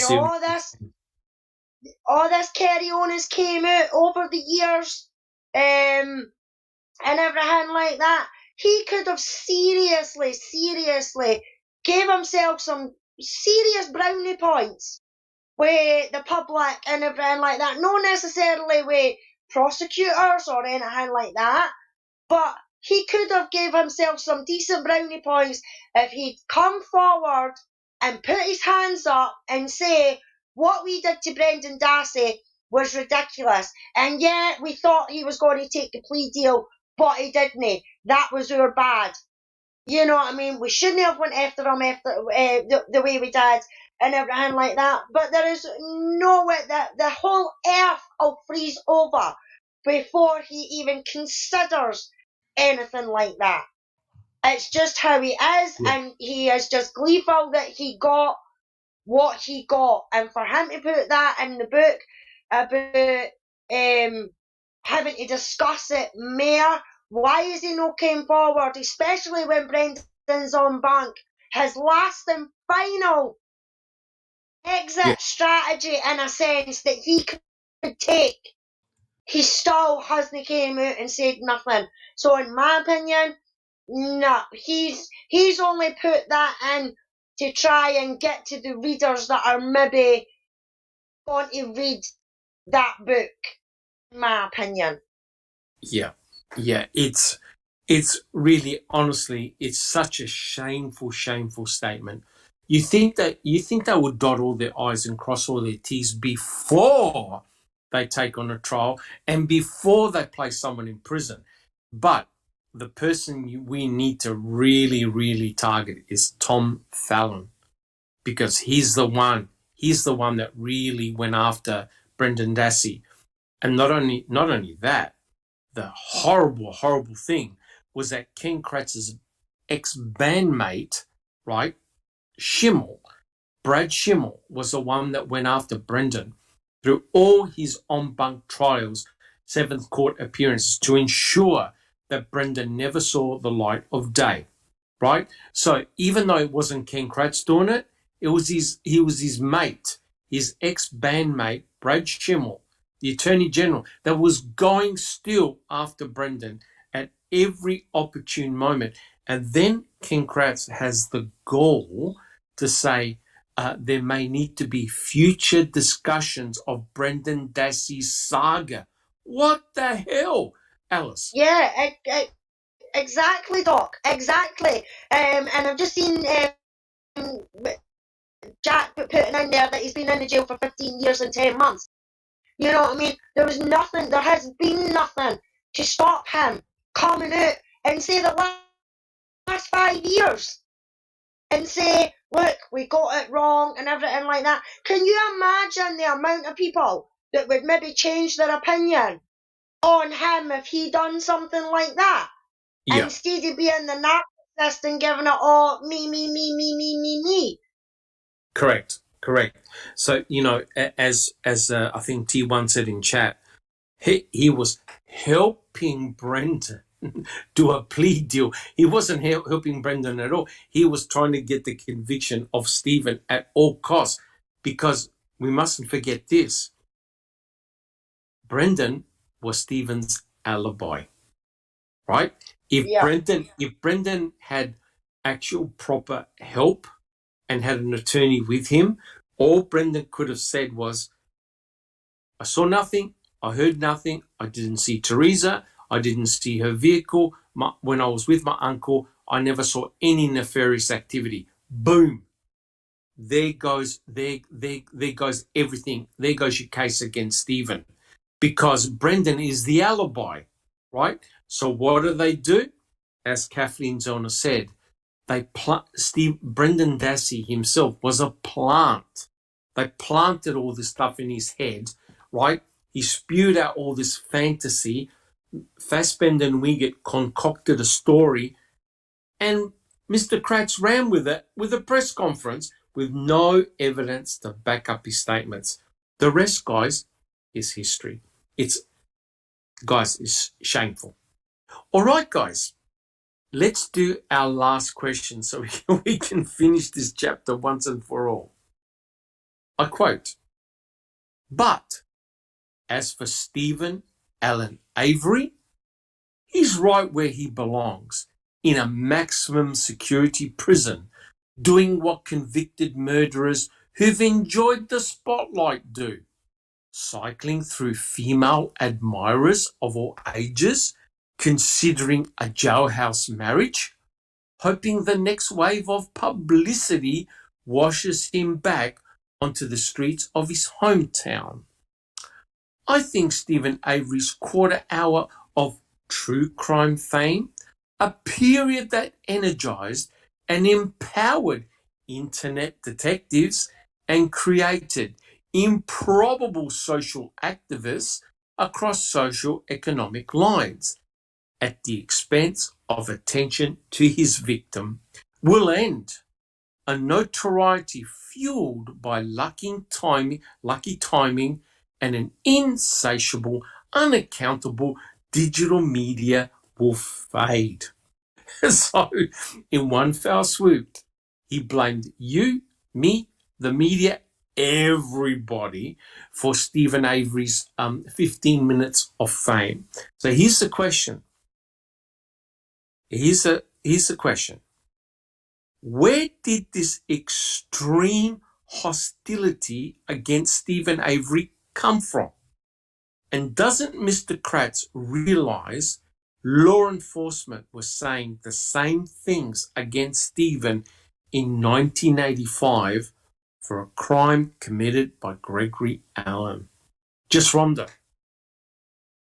Well, I was just going to say, when you listen to him, as I listen to you reading that, it sounds to me like Ken Kratz is describing himself.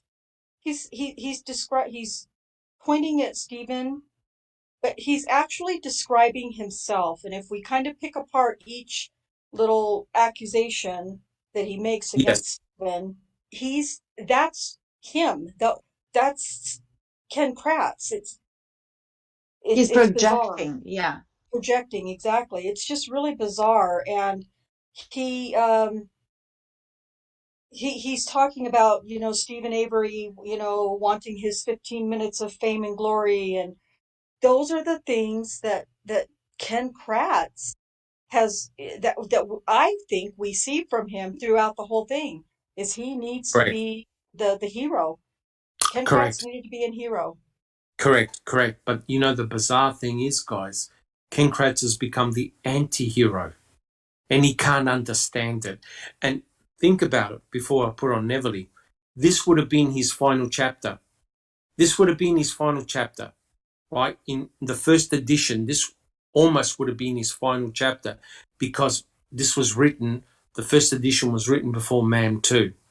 So can you see how he had a sarcastic swipe?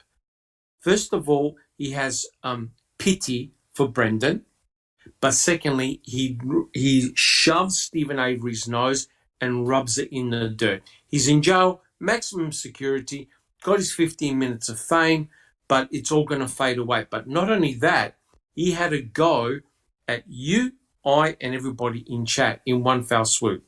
Neverly, do you have a comment? He did. Well, guess what? Joke's on you, Mr. Kratz, because his 15 minute of fame has become a 6 year of non-stop 100% focus on freeing that same Stephen that you hate and are jealous so much of. So yes, it backfired. The joke's on you, Kratz. It is the joke because he wanted all of that. He wanted the fame and the fortune, accolades, and he got many, but it's never enough. It's never enough. He could have been a gentleman and left it all alone and lived his life and didn't even think about all of that. The fact that he thinks about Stephen and Brandon is not because he feels bad, but it's like a cheater saying that they're sorry. They're only sorry because they got caught. They're not sorry for what they've done. 100% correct. Not that I feel passionately about this or anything, right? No, or addicted in any manner. Thank you, Nancy. Jack 61. I'm not addicted, but I will say this. Yes. Doc, I think about the hypocrisy of that statement that he says that Stephen is exactly where he needs to be or should be, locked up in this, Supermax. And I think about how Ken Kratz's case was handled in his sexting. He wasn't handled through the regular justice system. He got to go through the OLR. So he got this secondary set of rules just because he's a lawyer. And I got a real problem with that. And he completely ignores this aspect of his life and understand how lucky he is, because for these very same things that he was charged in, he ultimately pled. I didn't have time to pull it up, and I apologize. I'll try to dig it out here before we get off. But no contest. He pled no contest to 6 charges against 3 of the victims. I think that's right. Yeah, that's pretty freaking serious. And he ends up paying a fine. He lost his BARD card, I think, for 4 months. Yeah, come on. And anybody else in society probably would have ended up in prison. Oh, no doubt, absolutely.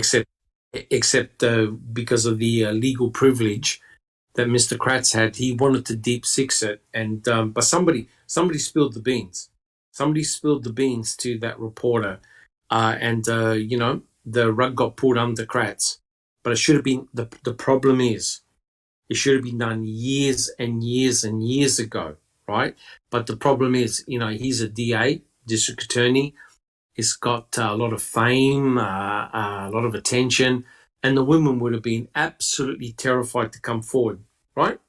And we can see it now. We can see it now in the media with what happened with Epstein and all the sexual assault and all the allegations with Prince Andrew or whatever he's called now. It's the same garbage, right? Individuals with a lot of money, with a high position, get a lot of protection. You and I try a crime like that, we're going straight to prison. They'll lock the door. And Neverly. Well, this is kind of a side note, but now that you mentioned Epstein, I watched a documentary, and at one point he was in a deposition, right? And everything was recorded. He had a mic on, and they were saying, well, such and such woman says this, that you did this. And they were just most disgusting things that he's done to these girls, not women, but girls, and young girls. And he was cool, calm, and collected until one of the lawyers said that such and such girl claims that his penis is in an egg shape. And he got pissed off, he ripped that mic and he left the room. So you see how twisted. He wasn't bothered that these women, he didn't show. He was composed while he was being accused of all this like horrible crime, right? And he was fine with that. But boy, you mention his manhood and you make fun of that, you're done. Well, same thing with Kratz. Thank you, Neverly. Jack 61. Final comment about this. I think the hypocrisy also is so palatable. You can almost cut it with a knife with what he has this view of the world, and he's done all this stuff and he's all cured now and blah blah blah. But the hypocrisy of how he talks about Stephen, and then you look at his own life and what he did. It's just absolutely revolting to me. Yes. And unfortunately, there are a lot of embedded confessions throughout his book. And, to end the book, potentially this would have been the first edition. To end it like this is just crazy, absolutely crazy. To show some type of sick type of compassion for Brendan Dassey, and then to rip Stephen Avery apart, saying, yep, he belongs in a maximum security prison. Bang, bang, bang, bang, bang. No concern, nothing. What's going to happen to Mr. Kratz, Fallon and Garn and all of them when Stephen and Brendan get exonerated? What are they going to say?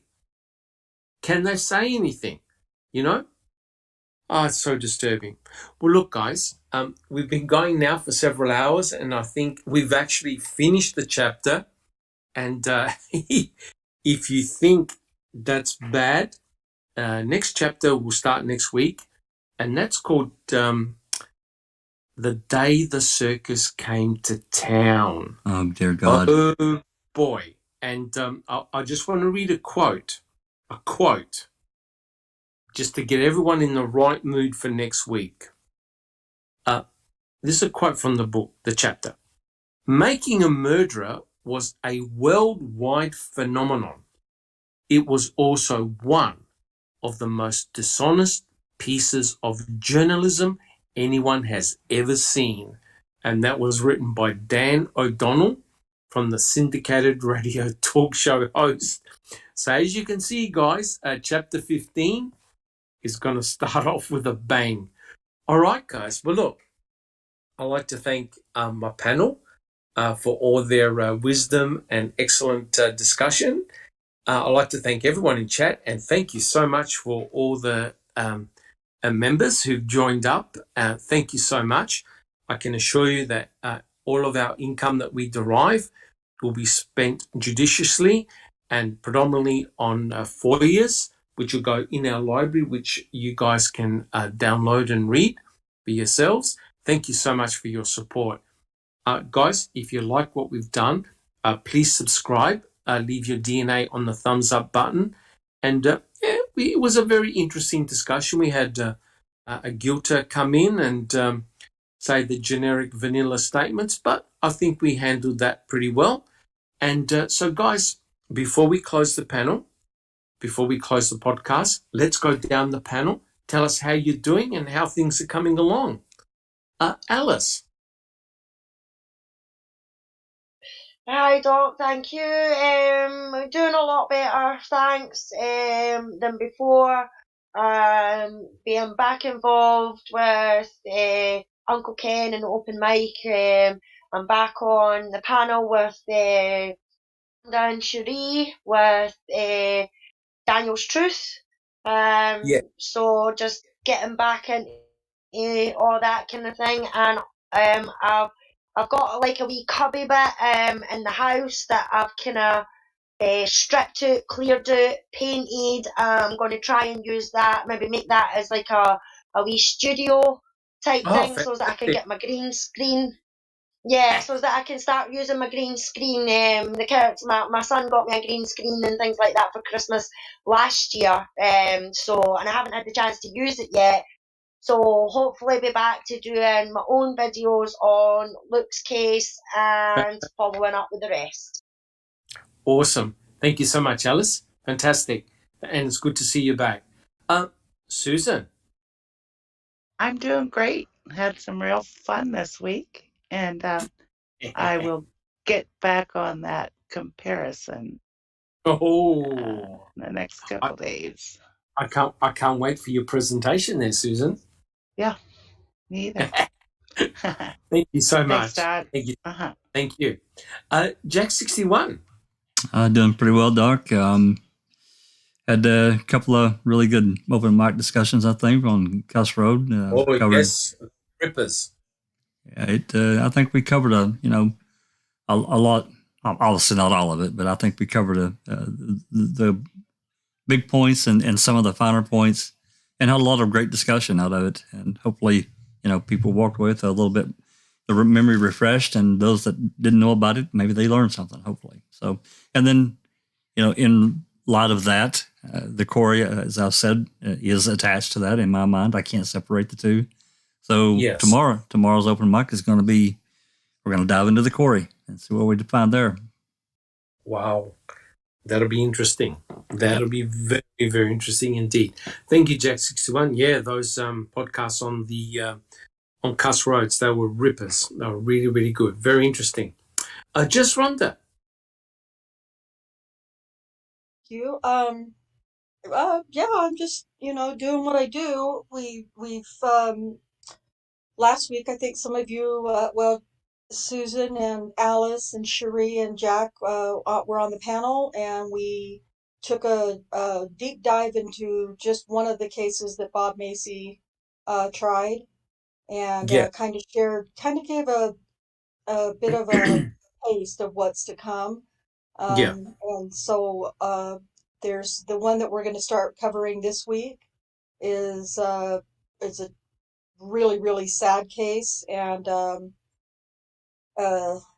sad that unfortunately the young man in this case coming up was executed, and again not really guilty of the crime for which he was executed for. So Mm-hmm. I hope that some of you will join us on all of you. I want everybody. I want everybody here to join us on Wednesday for we're going to talk about Mark Fowler and what Macy and Joyce Gilchrist did to him. Yeah. Yeah, I heard, I saw your podcast. Yeah. Macy. Yeah, he's an evil mofo, that's for sure. Yeah. Thank you so much, Just Rhonda. Yeah, looking Thank forward you. to the podcast. Thank you. Thank you so much. Neverly. Hello, Dr. Silkman. All is well in my world. Enjoying these podcasts, enjoying learning so much, and also enjoying the growth of our Discord channel, and navigating through the foulplay.site website. It's Yes. a lot, but it's fun actually because it's user friendly. So I'm deep diving into that. I have also binge watched Ozark 4th season that just came out yesterday. Not that I'm addicted or anything, but it was short. It was only 7 episodes, so that was done in a jiffy. So if you haven't seen it, go look at it. I didn't know it started yesterday. Oh my gosh! Yesterday, I got up at 3 o'clock in the morning, allegedly. Allegedly, yeah. Oh, We started it last night too. Yeah. Oh, Yeah. Do you like it? Oh God, yeah. Yeah. It's great. Okay. Good. Can I just remind the panel that we're talking about the Stephen Avery, Brendan Dassey cases, Oh, not sorry. Ozark. But we have the same thing over here. We have murder, we Yes. have mutilation, we have all kinds of same contents, right? Oh no! So you're suggesting I watch it as well? Yes. Oh, As a yeah. research for scientific purposes. Yes. Okay. Yes. Thank you. Thank you so much, Neverly. Zoe, are you still awake? Probably. She's asleep though. She's asleep. No worries. All right, guys. Well, look, thank you so much. And again, I'd like to thank everyone in chat. Thank you so much for subscribing to our YouTube channel and becoming a member. That's so great. We had a really good discussion today. And I'd just like to point out again, come to our website. You'll see your RIS has got a clickable, a searchable map on the case, all the major elements there for you to peruse, and he's linking documents and videos to his map as well. A phenomenal amount of work. And guys, it's free. Come to our channel, knock yourself out. And that's fantastic. Also, we have a forum where you can add comments as well. If you're interested in a particular case, you can put suggestions. We'll try our very best. And again, guys, our thoughts and prayers go out to Bibi and her family. Hopefully that things will get better. And we hope that we can see her on the panel sooner rather than later. But again, guys, thank you so much. A fantastic discussion. And we'll see you all next week. Take care, guys. This has been a Foul Play production.